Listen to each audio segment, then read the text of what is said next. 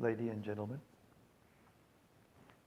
welcome to tonight's reading of the Bhagavad-Gita as it is, beginning from chapter 10, text 1. Om Namo Bhagavate Vasudevaya. Om Namo Bhagavate Vasudevaya. Om Namo Bhagavate Vasudevaya. Om Namo Bhagavate Vasudevaya. Om Namo Bhagavate Vasudevaya. Om Namo Bhagavate Vasudevaya. Reading tonight from Bhagavad-Gita as it is, chapter 10, the opulence of the Absolute. And there's a little kind of summary I'm going to read that isn't in the book, so just bear with me. All wondrous phenomena showing power, beauty, grandeur, or sublimity, either in the material world or in the spiritual, are but partial manifestations of Krishna's divine energies and opulence. As the supreme cause of all causes and the support and essence of everything, Krishna is the supreme object of worship for all beings. Text 1. Sri Bhagavan Uvacha Bhuya eva mahabaho Shrinu me paramam vachaha Yatteham priyamanaya Pakshami hitakam yaya. The Supreme Personality of Godhead said, "Listen again, O mighty armed Arjuna, because you are my dear friend. For your benefit, I shall speak to you further, giving knowledge that is better than what I have already explained." Purport. The word Bhagavan is explained thus by Parashara Muni. One who is full in 6 opulences, who has full strength, full fame, wealth, knowledge, beauty, and renunciation is Bhagavan, or the Supreme Personality of Godhead. While Krishna was present on this earth, he displayed all 6 opulences. Therefore, great sages like Parashara Muni have all accepted Krishna as the Supreme Personality of Godhead. Now Krishna is instructing Arjuna in more confidential knowledge of his opulences and his work. Previously, beginning with the 7th chapter, the Lord has already explained his different energies and how they are acting. Now in this chapter, he explains his specific opulences to Arjuna. In the previous chapter, he has clearly explained his different energies to establish devotion in firm conviction. Again in this chapter, he tells Arjuna about his manifestations and various opulences. The more one hears about the Supreme God, the more one becomes fixed in devotional service. One should always hear about the Lord in the association of devotees. That will enhance one's devotional service. Discourses in the society of devotees can take place only among those who are really anxious to be in Krishna consciousness. Others cannot take part in such discourses. The Lord clearly tells Arjuna that because Arjuna is very dear to him, for his benefit, such discourses are taking place. Text 2. Na me vidu suragana prabhavang na maharshayaha aham adir hidevanam maharshinam chasarvashaha. Neither the hosts of demigods nor the great sages know my origin or opulences, for in every respect I am the source of the demigods and sages. Purport. As stated in the Brahma Samhita, Lord Krishna is the Supreme Lord. No one is greater than him. He is the cause of all causes. Here it is also stated by the Lord personally that he is the cause of all the demigods and sages. Even the demigods and great sages cannot understand Krishna. They can understand neither his name nor his personality. So what is the position of the so-called scholars of this tiny planet? No one can understand why this Supreme God comes to earth as an ordinary human being and executes such wonderful, uncommon activities. One should know then that scholarship is not the qualification necessary to understand Krishna. Even the demigods and the great sages have tried to understand Krishna by their mental speculation, and they have failed to do so. In the Srimad Bhagavatam also, it is clearly said that even the great demigods are not able to understand the Supreme Personality of Godhead. They can speculate to the limits of their imperfect senses and can reach the opposite conclusion of impersonalism, of something not manifested by the three qualities of material nature. Or they can imagine something by mental speculation, but it is not possible to understand Krishna by such foolish speculation.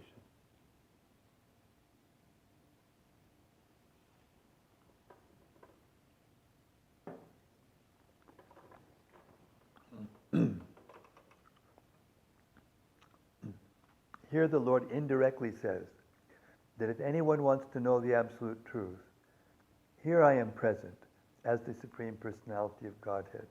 I am the Supreme. One should know this. Although one cannot understand the inconceivable Lord who is personally present, he nonetheless exists. We can actually understand Krishna, who is eternal, full of bliss and knowledge, simply by studying his words in Bhagavad-Gita and Srimad Bhagavatam. The conception of God as some ruling power or as the impersonal Brahman can be reached by persons who are in the inferior energy of the Lord, but the personality of Godhead cannot be conceived unless one is in the transcendental position. Because most men cannot understand Krishna in his actual situation, out of his causeless mercy, he descends to show favor to such speculators. Yet despite the Supreme Lord's uncommon activities, these speculators, due to contamination in the material energy, think that the impersonal Brahman is the Supreme. Only the devotees who are fully surrendered under the Supreme Lord can understand, by the grace of the Supreme Personality, that he is Krishna. The devotees of the Lord do not bother about the impersonal Brahman conception of God. Their faith and devotion bring them to surrender immediately under the Supreme Lord, and out of the causeless mercy of Krishna, they can understand Krishna. No one else can understand him. So even great sages agree. What is Atma? What is the Supreme? It is he whom we have to worship. Text 3. Yomam ajamanadim cha vedilokha maheshwaram asamudak samartyeshu sarvapapai pramuchate. He who knows me as the unborn, as the beginningless, as the Supreme Lord of all the worlds, he only, undiluted among men, is freed from all sins. Purport. As stated in the 7th chapter, Manushanam sahasreshu kaschit yatiti siddhaye. Those who are trying to elevate themselves to the platform of spiritual realization are not ordinary men. They are superior to millions and millions of ordinary men who have no knowledge of spiritual realization. But out of those actually trying to understand their spiritual situation, one who can come to the understanding that Krishna is the Supreme Personality of Godhead, the proprietor of everything, the unborn, is the most successful spiritually realized person. In that stage only, when one has fully understood Krishna's supreme position, can one be free completely from all sinful reactions. Here the Lord is described by the word aja, meaning unborn, but he is distinct from the living entities who were described in the 2nd chapter as aja. The Lord is different from the living entities who are taking birth and dying due to material attachment. The conditioned souls are changing their bodies, but his body is not changeable. Even when he comes to this material world, he comes as the same unborn. Therefore, in the 4th chapter, it is said that the Lord, by his internal potency, is not under the inferior material energy, but is always in the superior energy. In this verse, the word Vetiloka Maheshwaram indicate that one should know that Lord Krishna is the supreme proprietor of the planetary systems of the universe. He was existing before the creation, and he is different from his creation. Of all the demigods were created within this material world. But as far as Krishna is concerned, it is said that he is not created. Therefore, Krishna is different even from the great demigods, like Brahma and Shiva. And because he is the creator of Brahma, Shiva, and all the other demigods, he is the supreme person of all planets. Krishna is therefore different from everything that is created, and anyone who knows him as such immediately becomes liberated from all sinful reactions. One must be liberated from all sinful activities to be in the knowledge of the Supreme Lord. Only by devotional service can he be known, and not by any other means, as stated in the Bhagavad-Gita. One should not try to understand Krishna as a human being. As stated previously, only a foolish person thinks him to be a human being. This is again expressed here in a different way. A man who is not foolish, who is intelligent enough to understand the constitutional position of the Godhead, is always free from all sinful reactions. If Krishna is known as the son of Devaki, then how can he be unborn? That is also explained in Srimad Bhagavatam. When he appeared before Devaki and Vasudeva, he was not born as an ordinary child. He appeared in his original form, and he then transformed himself into an ordinary child. Anything done under the direction of Krishna is transcendental. It cannot be contaminated by material reactions, which may be auspicious or inauspicious. The conception that there are things auspicious and inauspicious in the material world is more or less a mental concoction, because there is nothing auspicious in the material world. Everything is inauspicious, because the very material nature is inauspicious. We simply imagine it to be auspicious. Real auspiciousness depends on activities in Krishna consciousness in full devotion and service. Therefore, if we at all want our activities to be auspicious, then we should work under the directions of the Supreme Lord. Such directions are given in authoritative scriptures, such as Srimad Bhagavatam and Bhagavad-Gita, or from a bona fide spiritual master. Because the spiritual master is the representative of the Supreme Lord, his direction is directly the direction of the Supreme Lord. The spiritual master, saintly persons, and scriptures direct in the same way. There is no contradiction in these three sources. All actions done under such direction are free from the reaction of pious or impious activities of this material world. The transcendental attitude of the devotee in the performance of activities is actually that of renunciation, and this is called sannyas. As stated in the first verse of the 6th chapter of Bhagavad-Gita, one who acts as a matter of duty because he has been ordered to do so by the Supreme Lord, and who does not seek shelter in the fruits of his activities, anashrita karma palam, is a true renouncer.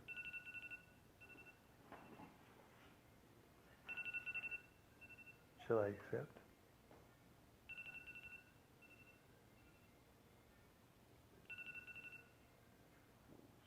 Rasharaj Prabhu, I'm right in the middle of a reading of the Bhagavad Gita with 1, 2, 4, 5, 6. Okay, definitely, Maharaj. Whenever you have a chance, please, you can talk. Will do. I was just returning your call from yesterday. Yes, will do. ASAP. Thank you.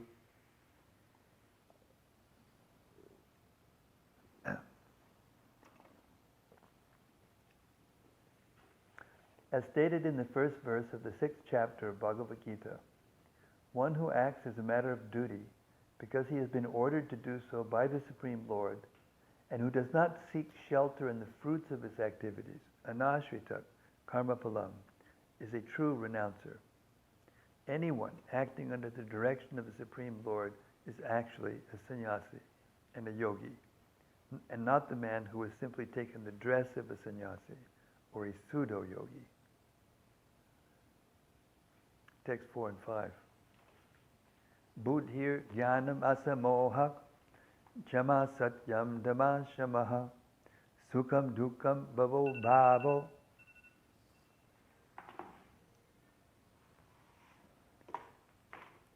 bhayam cha bhayameva cha ahimsa samata tushtish tapodhanam yasho yashaha bhavanti bhava bhutanam mata eva britak vidaha.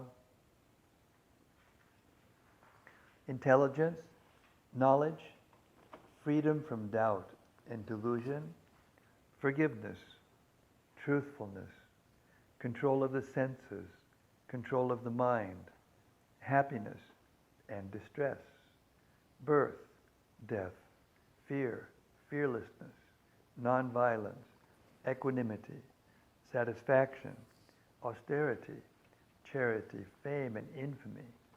All these various qualities of living beings are created by me alone. Purport. The different qualities of living entities, be they good or bad, are all created by Krishna, and they are described here. Intelligence refers to the power to analyze things in their proper perspective. And knowledge refers to understanding what is spirit and what is matter. Ordinary knowledge obtained by a university education pertains only to matter, and it is not accepted here as knowledge. Knowledge means knowing the distinction between spirit and matter. In modern education, there is no knowledge about spirit.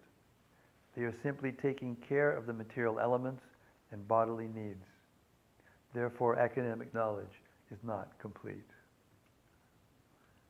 Asamoha, freedom from doubt and delusion, can be achieved when one is not hesitant and when he understands the transcendental philosophy. Slowly but surely, he becomes free from bewilderment. Nothing should be accepted blindly. Everything should be accepted with care and with caution. Chama, tolerance, and forgiveness should be practiced. One should be tolerant and excuse the minor offenses of others. Satyam, truthfulness, means that facts should be presented as they are for the benefit of others. Facts should not be misrepresented. According to social conventions, it is said that one can speak the truth only when it is palatable to others. But that is not truthfulness. The truth should be spoken in a straightforward way so that others will understand actually what the facts are. If a man is a thief and if people are warned that he's a thief, that is truth. Although sometimes the truth is unpalatable, one should not refrain from speaking it. Truthfulness demands that the facts be presented as they are for the benefit of others. That is the definition of truth. Control of the senses means that the senses should not be used for unnecessary personal enjoyment. There is no prohibition against meeting the proper needs of the senses, but unnecessary sense enjoyment is detrimental for spiritual advancement. Therefore, the senses should be restrained from unnecessary use. Similarly, one should restrain the mind from unnecessary thoughts. That is called shama. One should not spend one's time pondering over earning money. That is a misuse of the thinking power. The mind should be used to understand the prime necessity of human beings, and that should be presented authoritatively. The power of thought should be developed in association with persons who are authorities in the scriptures, saintly persons and spiritual masters, and those whose thinking is highly developed. Sukham, pleasure or happiness, should always be in that which is favorable for the cultivation of the spiritual knowledge of Krishna consciousness. And similarly, that which is painful or which causes distress is that which is unfavorable for the cultivation of Krishna consciousness. Anything favorable For the development of Krishna consciousness should be accepted, and anything unfavorable should be rejected. Bhava, birth, should be understood to refer to the body. As far as the soul is concerned, there is neither birth nor death. That we have discussed in the beginning of Bhagavad-Gita. Birth and death apply to one's embodiment in the material world. Fear is due to worrying about the future. A person in Krishna consciousness has no fear, because by his activities, he is sure to go back to the spiritual sky, back home, back to Godhead. Therefore, his future is very bright. Others, however, do not know what their future holds. They have no knowledge of what the next life holds.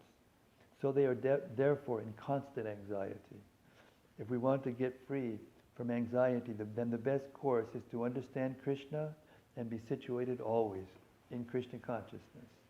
In that way, we will be free from all fear. In the Srimad Bhagavatam, it is stated, Bhayam dutiya binibhishatak syad. Fear is caused by our absorption in the illusory energy. But those who are free from the illusory energy, those who are confident that they are not the material body, that they are spiritual parts of the Supreme Personality of Godhead, and who are therefore engaged in the transcendental service of the Supreme Godhead, have nothing to fear. Their future is very bright. This fear is a condition of persons who are not in Krishna consciousness. Abhayam, fearlessness, is possible only for one in Krishna consciousness. Ahimsa, non-violence, means that one should not, ahimsa, non-violence, means that one should not do anything which will put others into misery or confusion. Material activities that are promised by so many politicians, sociologists, philanthropists, so on, do not produce very good results because the politicians and philanthropists have no transcendental vision. They do not know what is actually beneficial for human society. Ahimsa means that people should be trained in such a way that the full utilization of the human body can be achieved. The human body is meant for spiritual realization. So any movement or any commissions which do not further that end commit violence on the human body. That which furthers the future spiritual happiness of the people in general is called nonviolence. I'll read that again. This is a really nice definition of nonviolence. That which furthers the future spiritual happiness of the people in general is called nonviolence. Samatha, equanimity, refers to freedom from attachment and aversion. To be very much attached or to be very much detached is not the best. This material world should be accepted without attachment or aversion. That which is favorable for prosecuting Krishna consciousness should be accepted. That which is unfavorable should be rejected. That is called samatha, equanimity. A person in Krishna consciousness has nothing to reject and nothing to accept, save in terms of its usefulness in the prosecution of Krishna consciousness. Tushti, satisfaction, means that one should not be eager to gather more and more material goods by unnecessary activity. One should be satisfied with whatever is obtained by the grace of the Supreme Lord. That is called satisfaction. Tapas means austerity or penance. There are many rules and regulations in the Vedas which apply here, like rising early in the morning and taking a bath. Sometimes it is very troublesome to rise early in the morning, but whatever voluntary trouble one may suffer in this way is called penance. Similarly, there are prescriptions for fasting on certain days of the month. One may not be inclined to practice such fasting, but because of his determination to make advancement in the science of Krishna consciousness, he should accept such bodily troubles when they are recommended. However, one should not fast unnecessarily or against Vedic injunctions. One should not fast for some political purpose. That is described in Bhagavad-Gita as fasting in ignorance. And anything done in ignorance or passion does not lead to spiritual advancement. Everything done in the mode of goodness does advance one, however, and fasting done in terms of the Vedic injunctions enriches one in spiritual knowledge.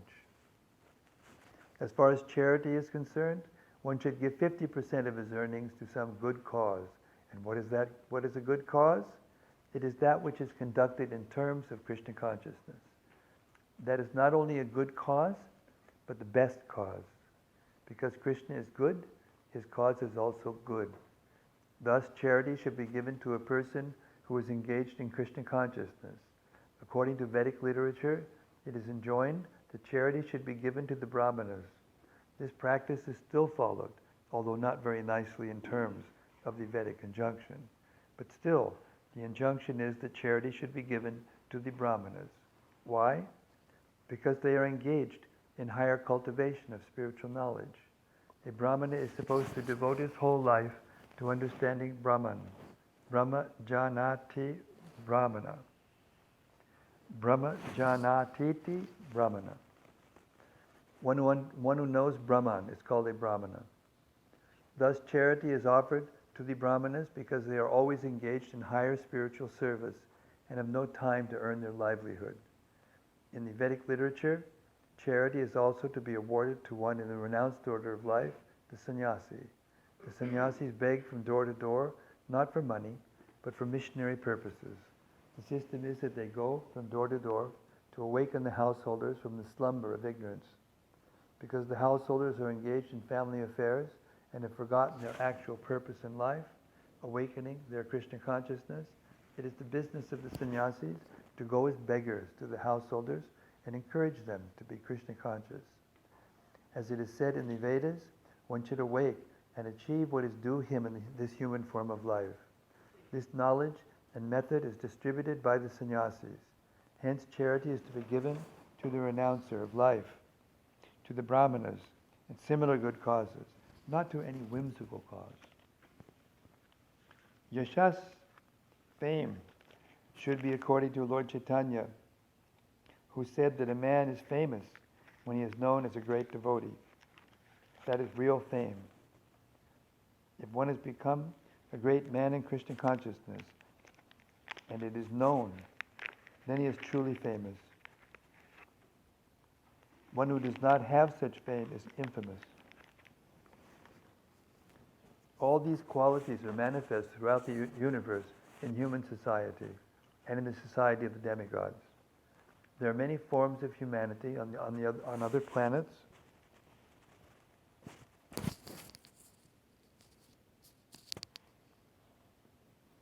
There are many forms of humanity on other planets, and these qualities are there. Now, for one who wants to advance in Krishna consciousness, Krishna creates all these qualities, but the person develops them himself from within. One who engages in the devotional service of the Supreme Lord develops all the good qualities as arranged by the Supreme Lord.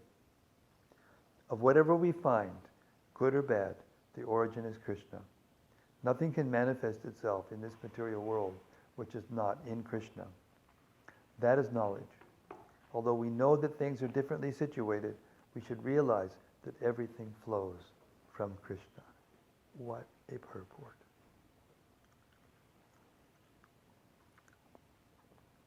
Text 6.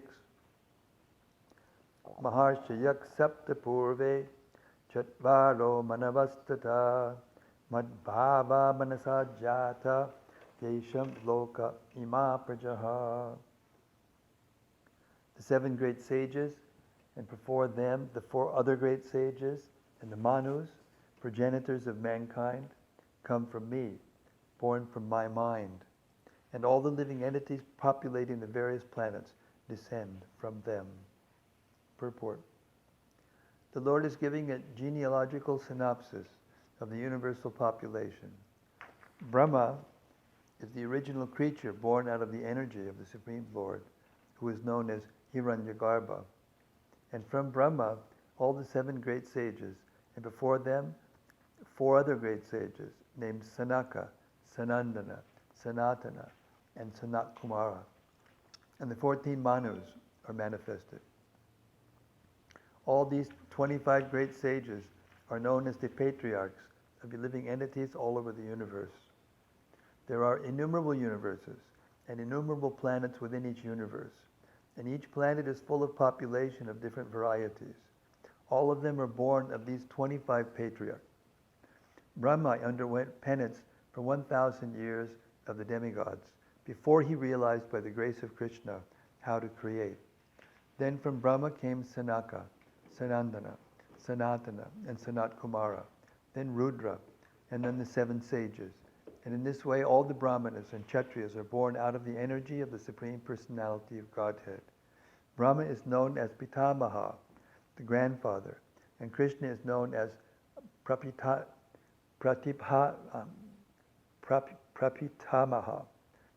father of the grandfather. That is stated in the 11th chapter of the Bhagavad-Gita. Text 7. Etam vibhutim yogam cha mama yo vetitat pataha so vikalpena yogena yujjate natra sangshayaha. One who is factually convinced of this opulence and mystic power of mine engages in unalloyed devotional service. Of this there is no doubt. Purport. The highest summit of spiritual perfection is knowledge of the Supreme Personality of Godhead. Unless one is firmly convinced of the different opulences of the Supreme Lord, he cannot engage in devotional service. Generally, people know that God is great, but they do not know in detail how God is great. Here are the details. If one knows factually how God is great, then naturally he becomes a surrendered soul and engages himself in the devotional service of the Lord. When one factually knows the opulences of the Supreme, there is no alternative but to surrender to Him. This factual knowledge can be known from the descriptions in Srimad Bhagavatam and Bhagavad-Gita and similar literatures. In the administration of this universe, there are many demigods distributed throughout the planetary system, and the chief of them are Brahma, Lord Shiva, and the 4 great Kumaras, and the other patriarchs. There are many forefathers of the population of the universe, and all of them are born of the Supreme Lord Krishna. The Supreme Personality of Godhead, Krishna, is the original forefather of all forefathers. These are some of the opulences of the Supreme Lord. When one is firmly convinced of them, he accepts Krishna with great faith and without any doubt, and he engages in devotional service.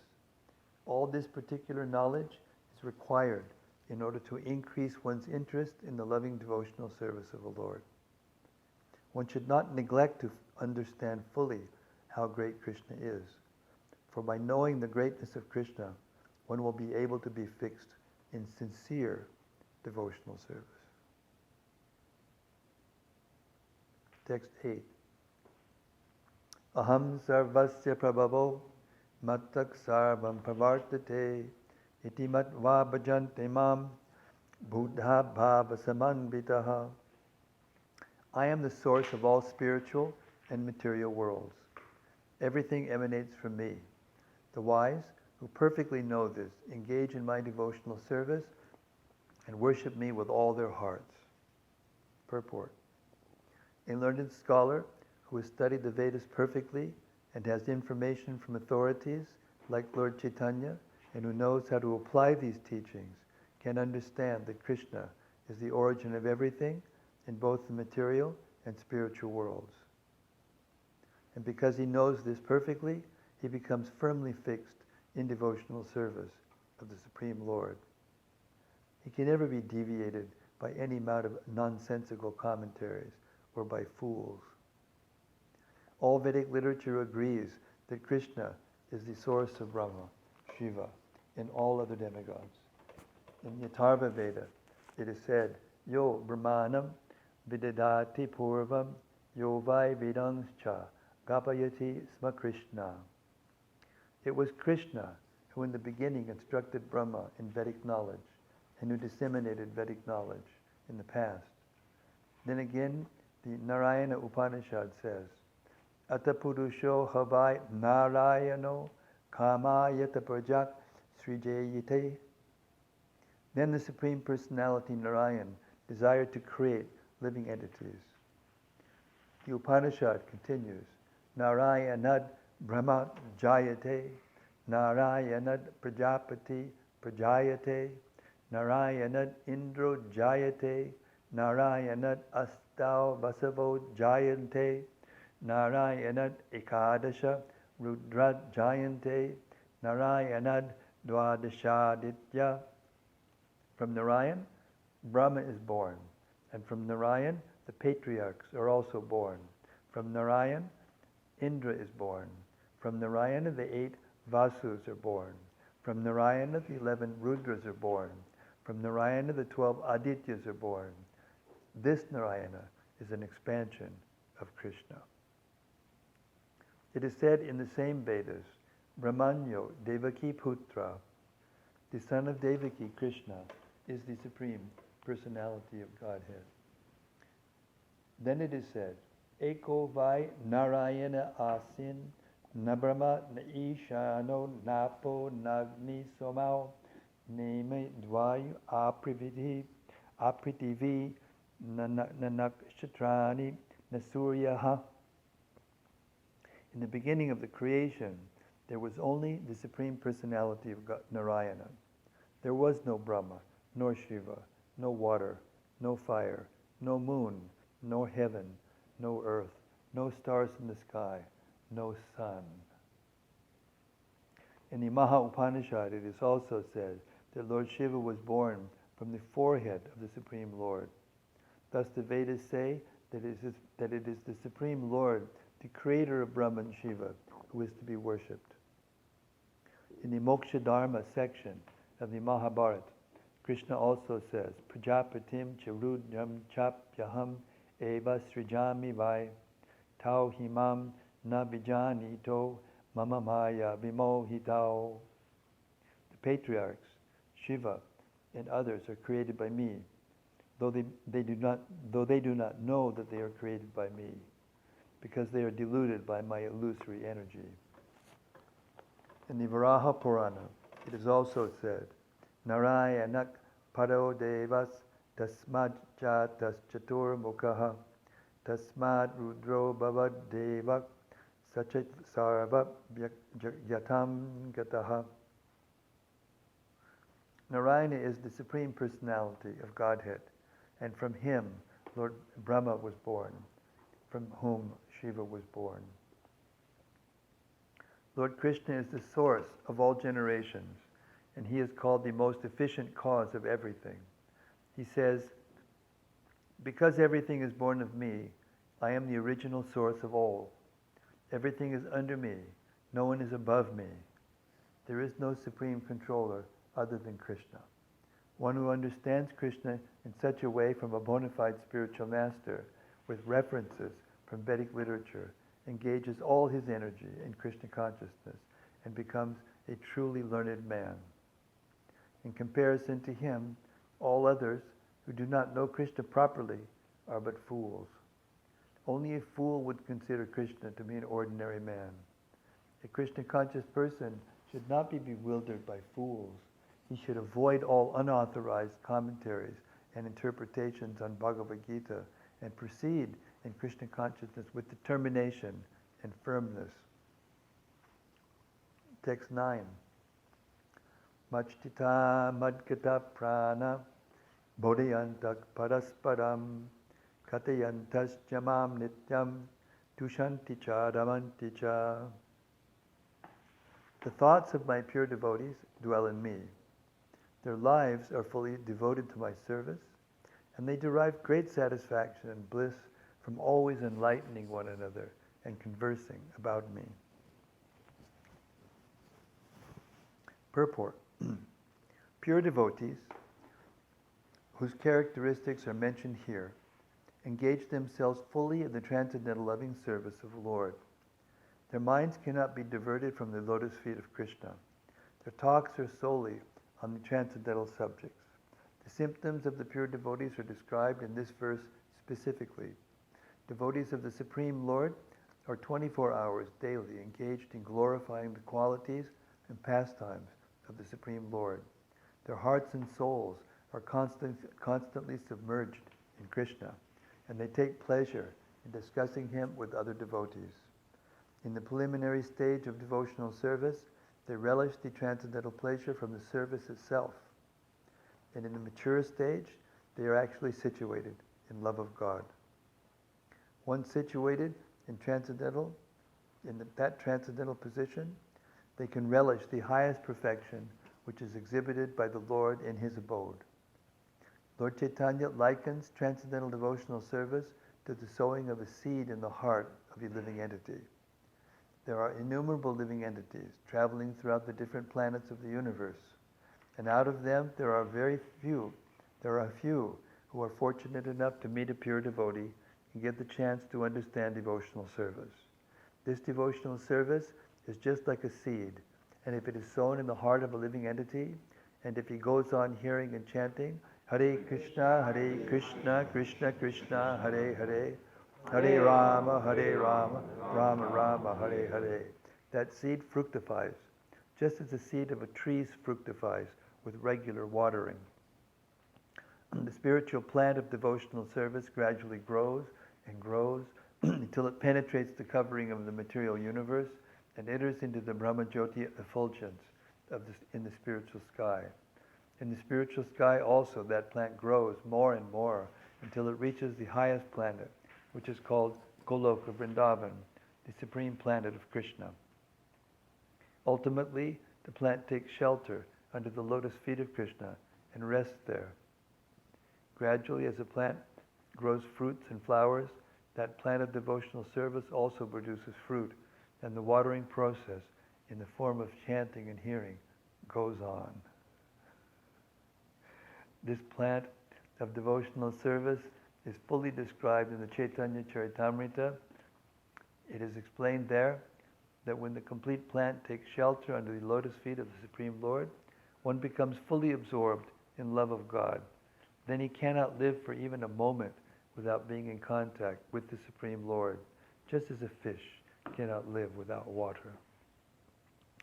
In such a state, the devotee actually attains the transcendental qualities in contact with the Supreme Lord.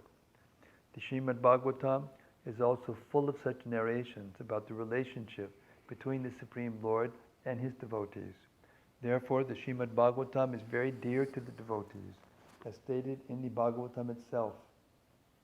Srimad Bhagavatam Puranam Amalam Yad Vaishnavanam Priyam. In this narration, there is nothing about material activities, economic development, sense gratification, or liberation. Srimad Bhagavatam is the only narration in which the transcendental nature of the Supreme Lord and his devotees is fully described. Thus, the realized souls in Krishna consciousness take continual pleasure in hearing such transcendental literatures, just like a young boy and girl take pleasure in association. Text 10. Tesham satati yuktanam bhajatam pritipurvakam dadami buddhi yogam tam yenamam upayanti te. To those who are constantly devoted to serving me with love, I give the understanding by which they can come to me. Purport. In this verse, the word buddhi yogam is very significant.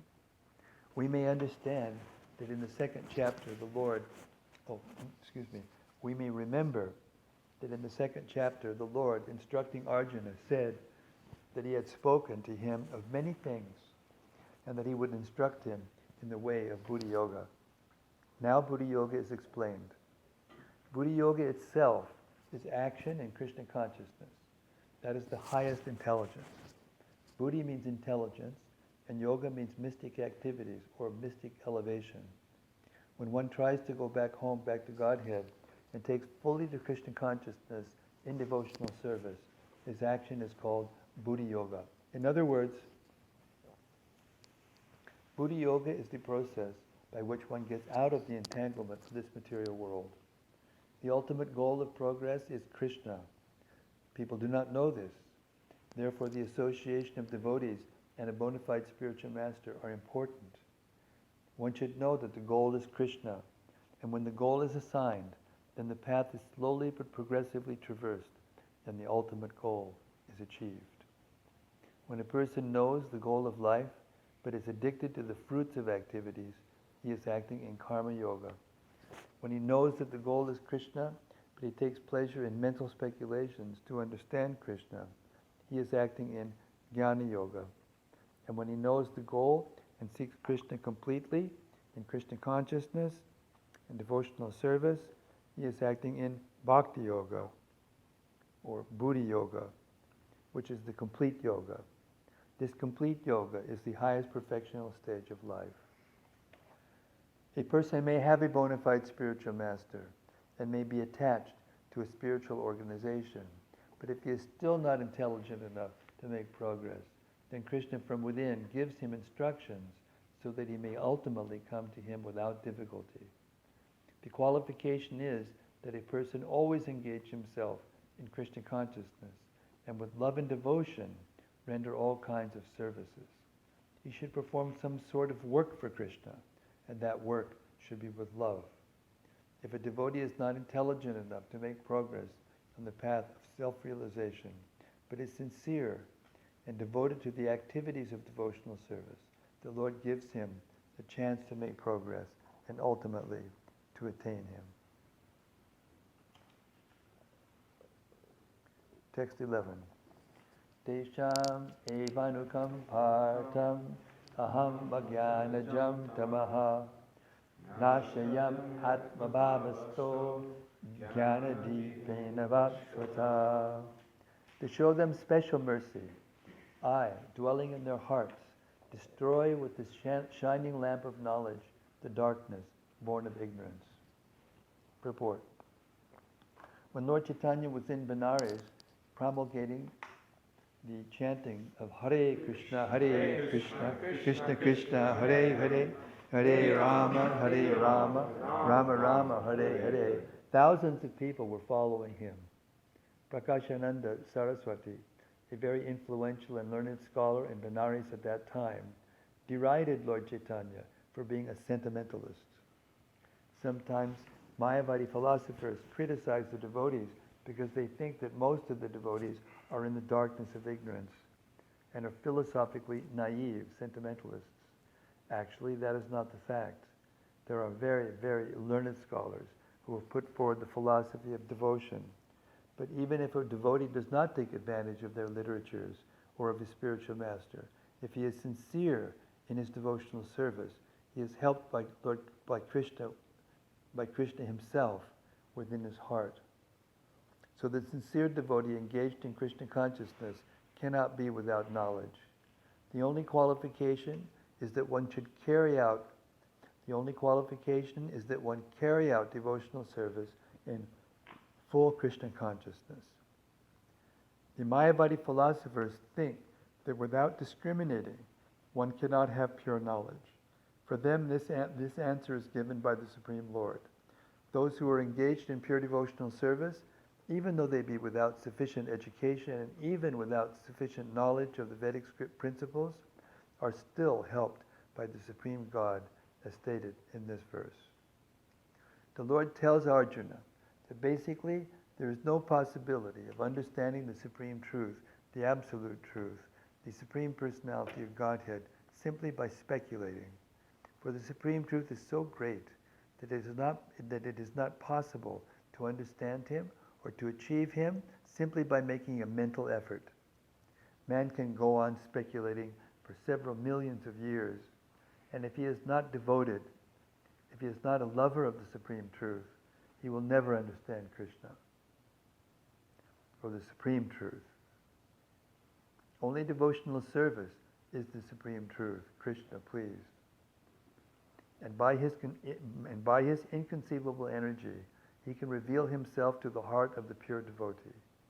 The pure devotee always has Krishna within his heart. And with the presence of Krishna, who is just like the sun, the darkness of ignorance is at once dissipated. This is the special mercy rendered to the pure devotee by Krishna. Due to the contamination of material association through many, many millions of births, one's heart is always covered with the dust of materialism. But when one engages in devotional service and constantly chants Hare Krishna, the dust quickly clears and one is elevated to the platform of pure knowledge. The ultimate goal, Vishnu, can be attained only by this chant and by devotional service, and not by mental speculation or argument. The pure devotee does not have to worry about the material necessities of life. He need not be anxious, because when he removes the darkness from his heart, everything is provided automatically by the Supreme Lord, who is pleased by the loving devotional service of the devotee. This is the essence of the teachings of Bhagavad-Gita. By studying Bhagavad-Gita, one can become a soul completely surrendered to the Supreme Lord and engage himself in pure devotional service. As the Lord takes charge, one becomes completely free from all kinds of materialistic endeavors. Jai, Srila Prabhupada ki Jai. Text 12 and 13. Arjuna Uvacha Param Brahmapadam Dhamma Pavitram Padamam Bhavan Purusham Shaswatam Divyam Adi Deva Madhyam Vibhum Ahus Tvam Rishiyak Sarve Devarshir Naradastata Asito Devalo Vyasa Swayam Chaiva Pravishime. Arjuna said, "You are the Supreme Personality of Godhead, the ultimate abode, the purest, the absolute truth. You are the eternal, transcendental, original person, the unborn, the greatest. All the great sages such as Narada, Asita, Devala, and Vyas confirm this truth about you, and now you yourself are declaring it to me." Purport. In these two verses, the Supreme Lord gives a chance to the Mayavadi philosopher. For here it is clear that the Supreme is different from the individual soul. Arjuna, after hearing the essential 4 verses of Bhagavad Gita, in this chapter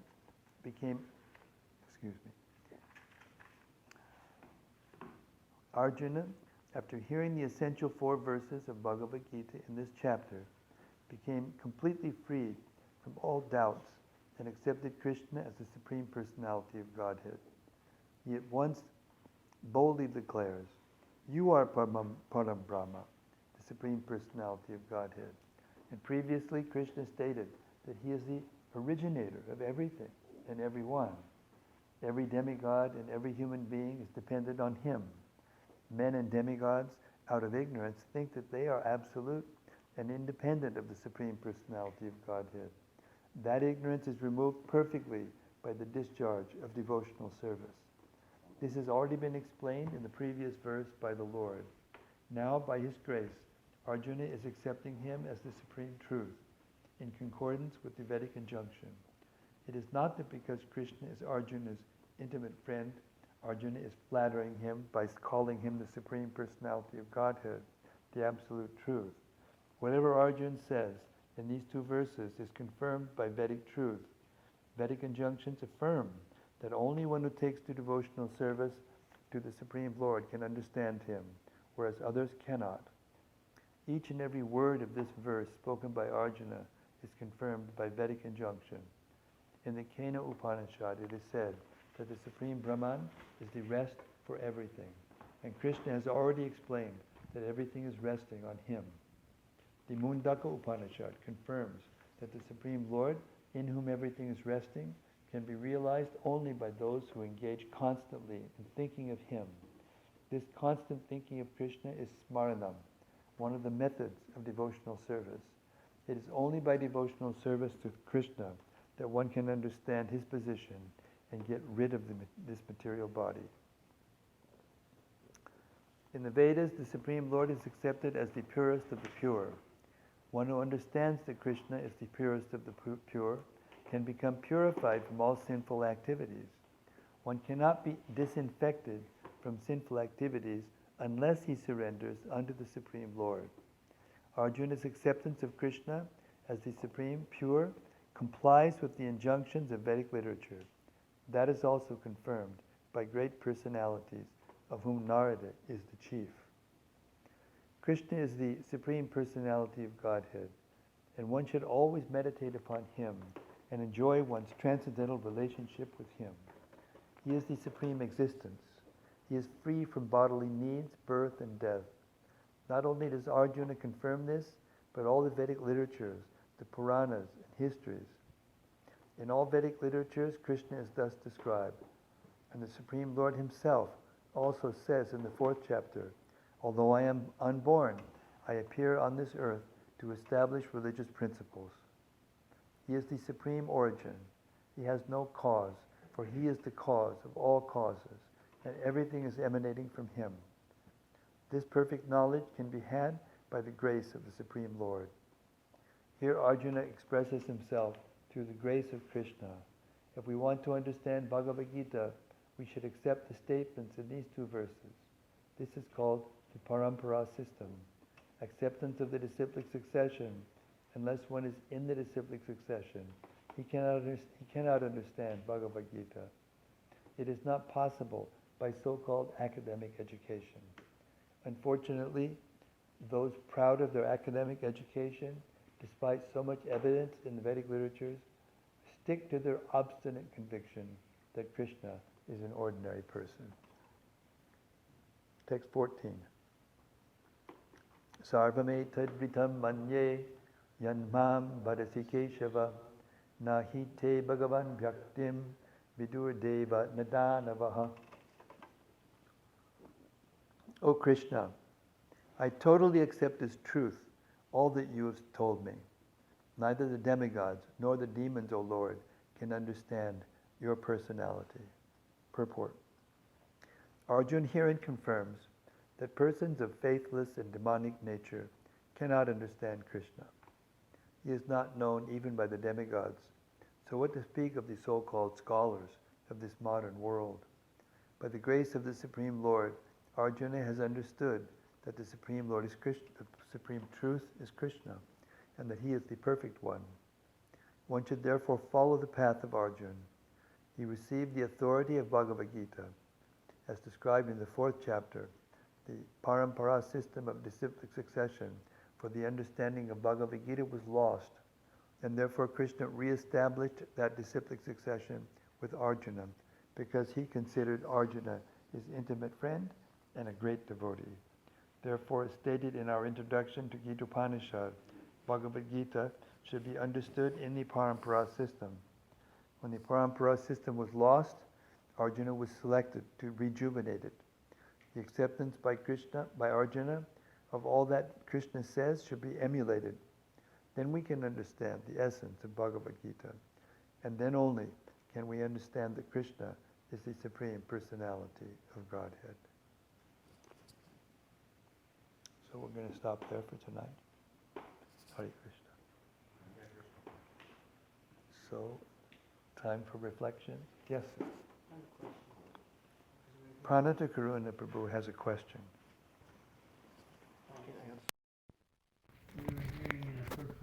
Oh, wait, you got to wait for the mic. Really? Pretty quick. In text 10 purport, we were hearing about a person acting in karma yoga. It says when a person knows the goal of life but is addicted to the fruits of activities, he is acting in karma yoga. But then also we have the karma yoga action in Krishna consciousness. And so sometimes people ask, what's the difference between karma yoga and bhakti yoga?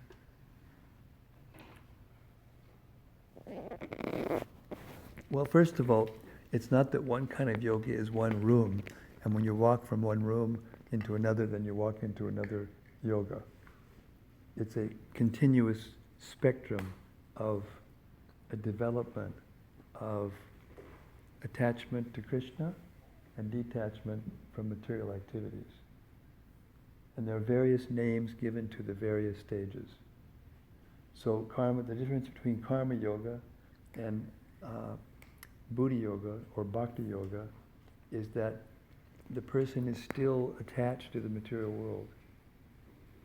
He is attached to the fruits of the material world. So if a person is karma means activity also. So if one is active in service, but is fully aware that Krishna is the Supreme Lord, and not partly, not just aware, but accepts Krishna as the Supreme Personality of Godhead, and is doing whatever he's doing for the pleasure of Krishna, and giving the fruits, all the fruits to Krishna, then he's a bhakti yogi. But if he knows about Krishna, but is still attached to the fruits, and is doing what he's doing for himself, for the fruits, then he's a karma yogi.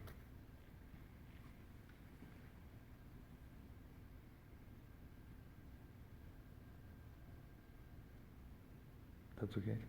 Thank you. Okay. Any other reflections, discussions, comments? Yes, sir.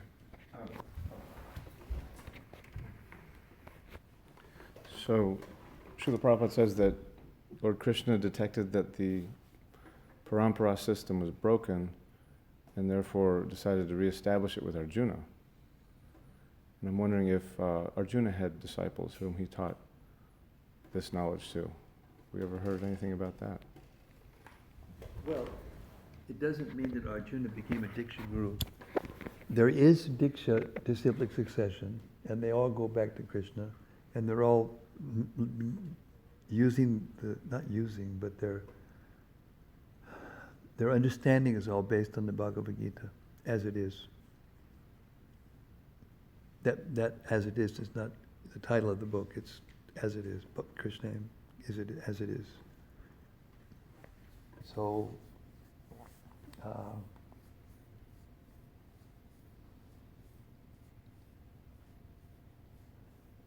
Krishna reestablished the knowledge, the parampara, the system of receiving knowledge by giving it to Arjuna. And past that, the knowledge was given by the Bhagavad-Gita itself. That's why it was spoken, to give the knowledge. The same teaching exactly that Krishna gave before. I mean, this is a little complicated situation, because sometimes, like on our altar in the temple, we don't have a Diksha Guru Parampara, because, Bhaktivinoda Thakur, he accepted Jagannath Das Babaji Maharaj, but he didn't, his Diksha Guru was Vipina Goswami. Vipina Hari? No. Maybe Vipina Goswami. Huh? Vipina Bihari, not Bipin Bihari. Vipina Bihari. He was the Diksha Guru of Bhaktivinoda Thakur. So there is a Diksha Guru that goes, Parampara. Each one of us has a Diksha Guru Parampara. Ours goes back to Janama Mata, by the way. Yeah. And Nityananda. And Lord Chaitanya. Directly from Krishna. But the emphasis on the instruction. They're both there, but the emphasis is on the instruction. In Radhakund, the emphasis is on the Diksha. And they think Bhaktisiddhanta, because he took sannyas from the picture of his spiritual master, it was irregular, and therefore they don't accept him. Therefore they don't accept us. So what's the argument? You accept Lord Chaitanya, right? Oh yes, we are from Rupa Goswami. Then he's wants to spread Krishna consciousness all over the world. He told us that in Adi Lila. So where's the fruit? Or where's the light? The ISKCON movement is spreading light all over the world. Where are you spreading light? I heard one of my very dear friends in Govardhan got caught by the Babajis at Raghunath Das Goswami's Samadhi and started challenging him like this, with all these arguments. And then Krishna Swami is his name now, Swami Maharaj. He looked at him and he said, yes, but where's the light? Where's the light that you're spreading? It's just for you. This is just for you. What about the rest of the world? And they shut up immediately. And by that time, of course, in India, there's always a big crowd that sort of gathers, whenever something like that is going on, everybody picks up on it, and they all went on the seat side.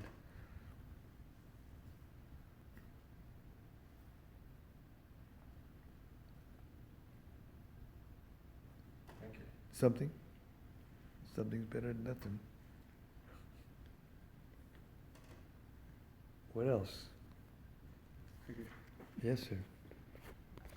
How do we know when we talk when Krishna gives us knowledge from within our heart, the Dadami Buddhi Yogam Tam? How do we know that it's Krishna giving us this realization and not our mind? Sometimes people have dreams of Prabhupada, and then they come out in public and they say, Prabhupada said this and Prabhupada said that, and he did this and he did that. But then you have how many pages of Prabhupada's instructions? Anybody know? I don't know exactly, but it's got to be at least 10,000 pages, at least, of his instructions. What to speak of his, including his transcriptions of his talks and so many things. So if what the person says, Prabhupada says, is against what it says in the book, then you know that the dream was just a hallucination. It wasn't him. So similarly, in your heart, you don't need a certificate to know if Krishna is instructing you. You have the Gita, first of all. And the instruction to be confirmed by the Gita. Guru, Shastra, Sadhu. So if a person is accepted by the sadhus, or if the sadhus agree with what the person is saying or doing, then it's to be considered that's coming from Krishna. Prabhupada said once, I was in the room when he said it, he said, if a group of devotees comes to you with a conclusion about you, then you should take it that Krishna is speaking to you.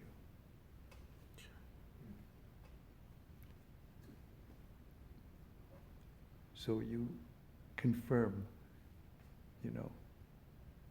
through the Guru, through the Sadhu, and through the Shastra. Those are our sources of authority, not our minds.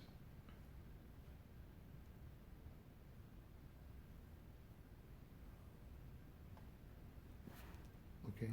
Hare Krishna. Hare Krishna.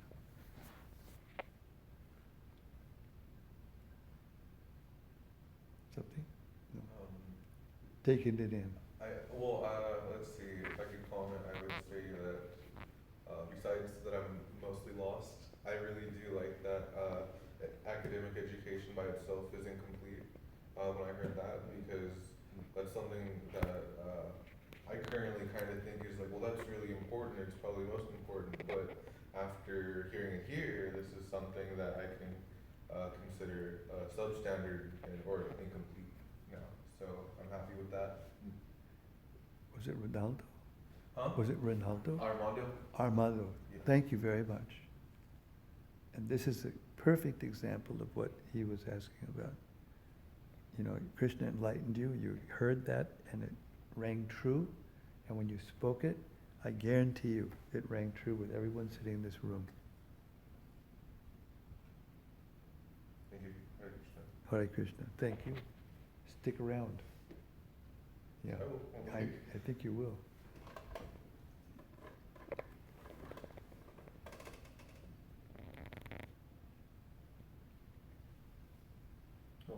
One from the first, this is a category reflection.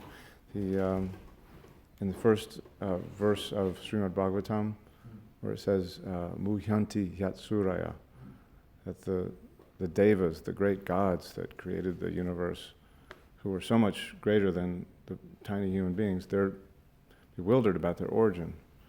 They're also bewildered by Krishna's illusory energy.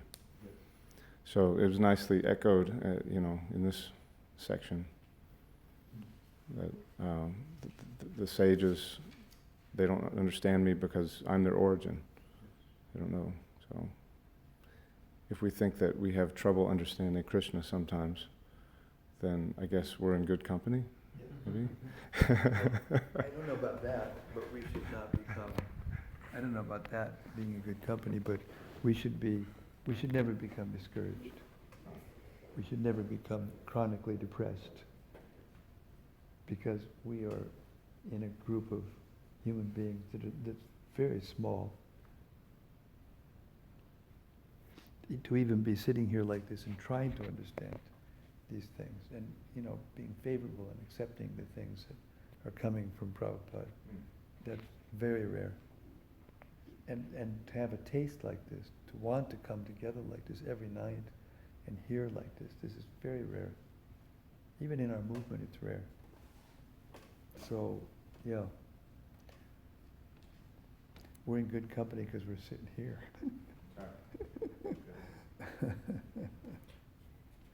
How do you think we can facilitate our movement to increase a taste for hearing and chanting together? To do this, just do this, and promote it, talk about it, and it spreads like that, word of mouth. You can't make a law. Devotional service is not force, it's voluntary. But if the atmosphere is juicy and attractive like it is tonight, I think, by the grace of all of your ears, then it will spread. But we shouldn't be disappointed if it doesn't spread to, the majority or even more. Manushanam sahasra. We heard that in the 7th chapter already. Manushanam sahasreshu kasjit yaditi siddhaye yatatam api siddhanam kasjin ma vedi tatvataha. So just a few will seriously try to find out who they are. And out of those who have actually found out, thousands of them, only one know Krishna in truth. So it's the rarest soul who can come to Krishna consciousness fully and engage fully. That was discussed also in this chapter. Was that verse in the chapter, or was it quoted in the purport?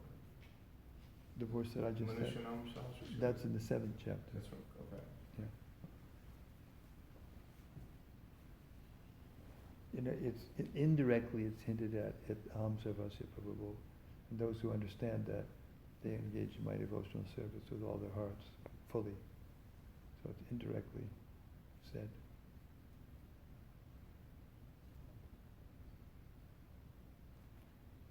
Yes, sir.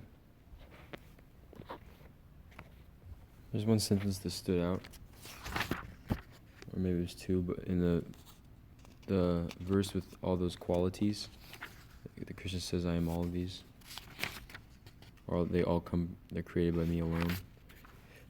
Srila Prabhupada says, "Now for one who wants to advance in Krishna consciousness, Krishna creates all these qualities, but the person develops them he develops them himself from within." So that was a good point, because at least for myself, I feel like if I just do the process, then everything will happen automatically. But it seems like it requires some endeavor.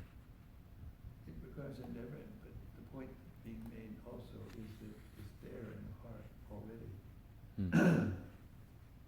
Just needs to be uncovered. It has to be awakened. Right. It's already there. It has to be awakened. And our endeavor is to cultivate the desire, and by hearing and chanting like this together, we cultivate the desire, and the desire gets stronger. It takes a very strong desire, to attain perfection in anything. What to speak of Krishna consciousness? Srila Prabhupada said the only qualification is sincerity, and to hear systematically, like in the beginning of the Bhagavatam. What was it? Yeah, I read it to you today. Did I read it to you? I said, did I read it to you today?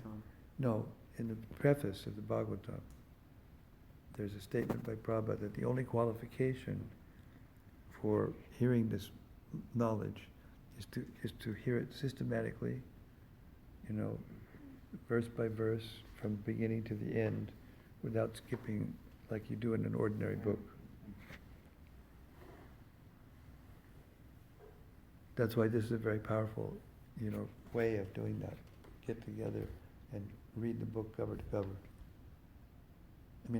Up till now, I read the verses of the Gita in purports in Houston. And I'm just going to keep going until I get to the end. Then I'm going to get to the Bhagavatam. Then I'll do the same thing until I'm at the Bhagavatam.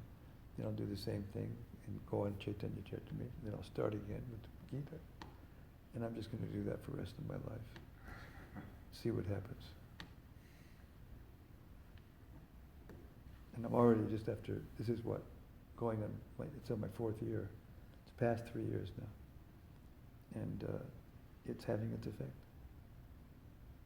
Lots of people are talking about it. And I really blabbed in the big meeting in Maripur this year, SGGS. I just kept yapping about it, Came out to be one of the important points in the, now it's starting to trickle down. When the leaders start talking about it and doing it, then it will spread like wildfire. It's the reawakening of something that's already there, in my humble opinion. But the devotees who sometimes, the sincere devotees, don't read as much because they're so concentrated in trying to figure out a way to get this movement out and, into human society. But I think they might tend sometimes to forget that this is the way to get it out, to get these books out by reading and by distributing them to others. These purports, they're so eloquent and so profound. That definition of They're not nonviolence was so beautiful. Could you repeat it for us, please? the definition of nonviolence was to not hold human society back from spiritual advancement. So it's violent to create a system in human society where people can't advance spiritually, like we have now. That's right. Modern education only, talks about material subject matters, but there's a whole other, important part, the spiritual nature. So he was indicating that politicians and steering committees and foundations and think tanks are all violent because they're not, paving the way for people to understand their spiritual nature. Yeah. Exactly. And other places probably will talk about, animal killing is not good and so on. But here it was interesting how he focused on the politicians and the leaders. There's another place where Prabhupada says it, more or less the same thing, but he says, if a person obstructs the natural movement of a living being, what to speak of a person, of a living being, like in animal killing, they obstruct the animal from living out its natural life, because if it lives out its natural life, then it takes the next higher species, and especially in the case of the cow, it will take birth as a human being in the mode of goodness, which is very rare, So it's extremely violent to kill the cow. It's most violent. Or the Prabhupada used to say you're living in a house and someone comes and forces you out of your house. That's violent. Or if they act in such a way as you can't, like you said, go forward in their spiritual life, to progress, stop the progression.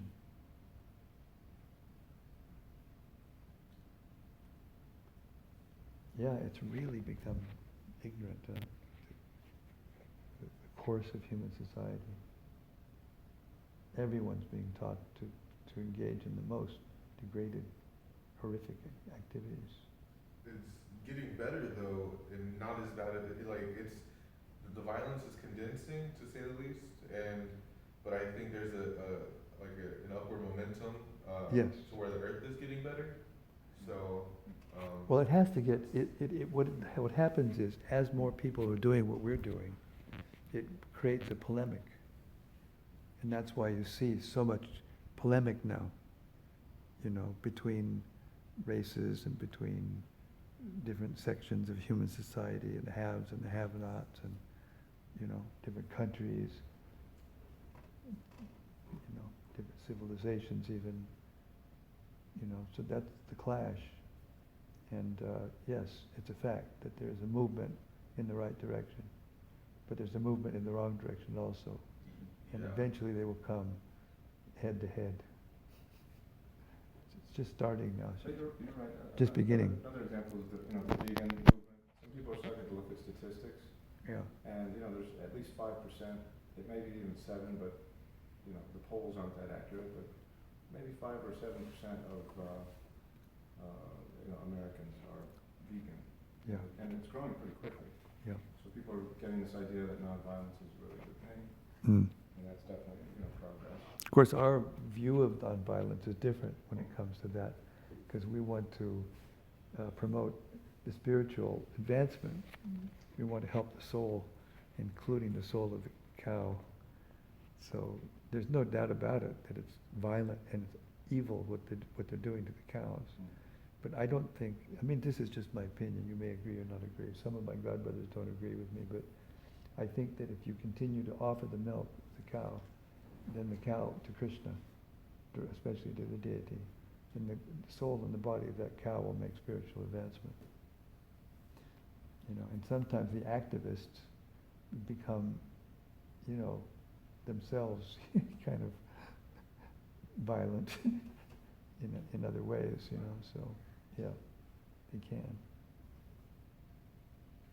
But it's definitely a fact that in terms of awareness, it's becoming, the world's becoming more aware. More people of the world are becoming aware of the violence that is being,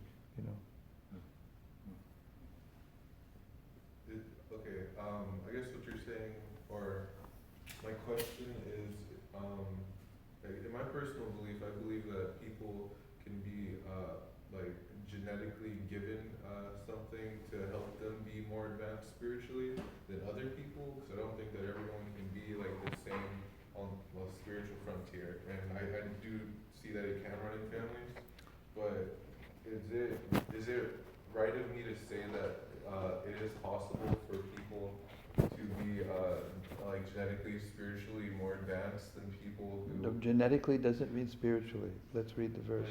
Okay, I've seen, or it's hard to explain it, but I guess the inner Krishna, that inner voice, in my belief, or I don't know if it's just me, but can it be passed on through or easier for some people to attain just because it runs in their family? It was like that more before. Uh-huh.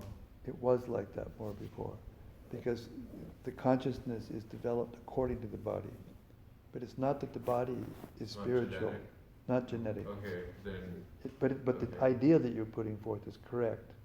But now, in India, what they did was they made the caste system material. In other words, you couldn't be a Brahmana unless you were born in a Brahmana family. Okay. But spiritual life doesn't depend on that. Krishna says in the 9th chapter, he says, Mami parta vipashritya, yepi syu papayonaya. Papayona means sinful or lower birth. And then tepiyanti param gatim. They can also attain the highest perfection if they take to Krishna consciousness. Yeah, I remember there was a part that you were reading that we went over, and I can't even remember it exactly, but it was I don't know, the meaning of it was just to continue, and then you would get Yes. get it. Yes, that's right. That's right. But anyway, That's Krishna's it kindness. was real hard to try to put all of that together and try to word it, but thank you. That we're all equal on that frontier. Yes. On the spiritual plane, we're equal. But on the material plane, we're not. My genetic theory is wrong then. Yeah. No. thank No, you. it's like Darwin. It's like Darwin. No. There's an idea there. But Darwin was wrong because he thought that the forms were changing from one species to another. But there's no possibility that, you know, a cat will evolve into a horse or into some, it's not possible. But they can do things by genetic, you know, arrangement or by breeding or something. They can make a different breed of a dog, or they can put more spots on a cow or something like that, or make more fly, you know, hairs in the body of a fly or something like that. But they can't make the fly a, you know, a gazelle or. Anyway, that's, I'm saying silly because they would use closer examples to the. But that doesn't happen. Yeah. The species of life are all there, and they're created from the beginning. And then the souls are going from one body to another according to what they earn. It's like some people are, you know, living in a little shack, and some people living in palace. You know, you can't change the shack into a palace, but you can move to the palace. Yeah. Like, okay, another different question. I'm sorry to hold you all up, but like, in my understanding, like, if somebody is like has like bad, like a bad karma in this life, it could be from a previous life that they didn't do very well, and like I have someone very close to me who has been dealing with a lot of bad stuff, like just harassment, like physical harassment by a neighbor, and she can't stop it. And like, and to my understanding, being her son, she's had this type of situation her entire life. And I only recently told her when we got into a little argument that I feel like all the things that happen to you, like it's your bad karma, and like am I supposed to accept that she just has like these bad things that will and always happen to her, or not to affirm it, but like, am I supposed to accept that she's supposed to have these bad things happen to her, or like? You're supposed to give her prasadam. Alleviate it, huh? You're supposed to give her prasadam. Do you know what prasadam is? Prasadam is compassion. It's food offered to Krishna. Okay. We have plenty of it, and you can just take her sweets and take her things. That She doesn't accept anything unless it's cooked like Mexican style. Like she's ridiculous. She tells me. Well, we have enchiladas sometimes and tostados and things like that. I mean, we have those things. I need to go back in time for her or something. No, but really, like I love eating Indian food, and she's just like, it stinks. And No, it's not Indian food. We're saying things offered to Krishna. Offered to Krishna. You can offer Mexican. I need to do that, the blessing of it more. Yeah, we can offer the Mexican food to Krishna. Okay. And then it's no longer Mexican food, Okay. it's Krishna's food, it's understand. prasadam. Can you show him higher taste? It talks about. Okay.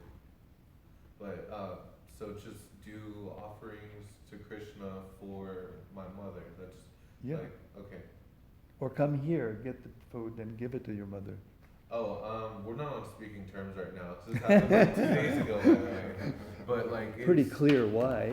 No. Like, you know, I'm complete opposite to her. She's really abrasive, and I'm not abrasive. And like and it's because I'm not like them that I'm treated differently. And it's okay. I understand that. I try to accept it. But anyway, I have my own path to go on right now, and so on the 4th I'll be leaving. So whether I travel or go save up money in another state. So. Anyway, I'm content with what you told me. Hare Krishna, thank you. Well, we are content with what you just said, Hare Krishna, thank you. Okay. You know, you can come with us, you can come and live with us. It's I fine. would like to come visit you guys eventually. There's a couple of cars leaving on Friday. You said Thursday, wait one day, and then you can go to Denver and join the Brahmacharya ashram. I would definitely be interested in visiting various locations because I told you, right, about the Colorado. Yeah, I had recently met a friend, and me and her I told her to pick a state. So on the 4th, if I don't go to Little Rock, we're just gonna pick a random state. And she picked Colorado, and that's where you guys are. So if that's the case, we'll be there a month, and we will see you. Next There you month. go, there you Maybe, go, But there you go. West Coast, East Coast, Colorado, we don't know. Sounds familiar. We were doing that a few years ago. I want to do that for like the next 2 years. So, Nice. my inner Krishna is set Yeah, you to can do- use her for the vehicle you that she can- has, but not use her, but like help her. Anyway, You I'm sorry. can travel across the country and visit all the various temples. Really good restaurants. I do. I want to do that. Take a Bhagavad-Gita with you. I have one. Good. Read along the way. Chant Hare Krishna. Get other people to do it. I'll try it. Yeah. Everyone I know is like my mom. No, I'm kidding. I'm sorry. Okay. I just ran out of gas. I went over my threshold I'm supposed to go over. I just recovered from a real long fever, so I'm trying to get back into full speed. Thank you very much, everyone. Hare Krishna. Glories to Prabhupada.